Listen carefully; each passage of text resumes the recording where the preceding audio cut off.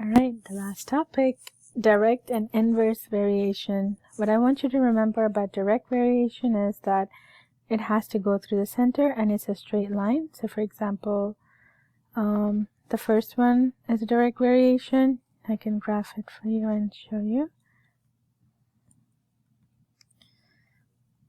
You see how it goes right through the center and it's a straight line. It could go up like this. It could go down, it could do all these things, but as long as it is going through the center and it's a straight line, it is a direct variation. The next one,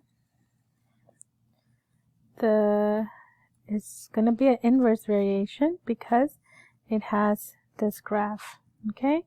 It doesn't go through the center, it has this shape, and this is an inverse variation. And then the last one is going to probably be neither, but let's check. It looks direct, but if you zoom in, nope. See how it doesn't go through the center? So it's neither. Okay. Which graph shows a direct variation? It's going to be D. If the point 2, -10 lies on the graph of an inverse variation, which represents the inverse variation equation. So again, you know the shape of an inverse variation, what it looks like. Let's see. Yeah, this is an inverse variation, but it needs to go through this line, point 2, -10. It doesn't go through it here. So this cannot be it. Let me try the next one. Nope. It's not even an inverse. Yep, there's the inverse variation graph. That's what it looks like, and it's going through that point right there. You can try the last one too, just in case, but it goes through it, but that's a direct variation. I'm looking for inverse. If the point, if the point 12, 4 lies on the graph of a direct variation, what is the constant? So the constant for direct variation, it's always going to be y over x, okay? So that would be 4 over 12, right there, 4 over 12, which is 1/3. This is something you have to memorize because I don't have an equation to graph, so that's what I have to do. A car can drive 600 miles on 18 gallons of gas. So 600 miles on 18 gallons of gas. And how many miles can you drive on 15 gallons of gas? So x over 15 gallons of gas. So I plugged it in here. I'm just going to zoom out. It's going to be 500 miles. So I just set it up as a proportion. So car can drive 600 miles on 18 gallons of gas.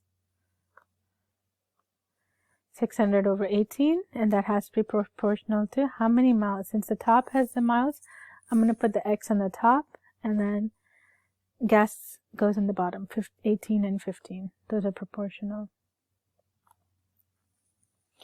A point is an element of direct variation at the location 2, 4. So 2, 4 right here. Choose 3 points that are also the element of direct variation. So you know direct variation has to go through the center.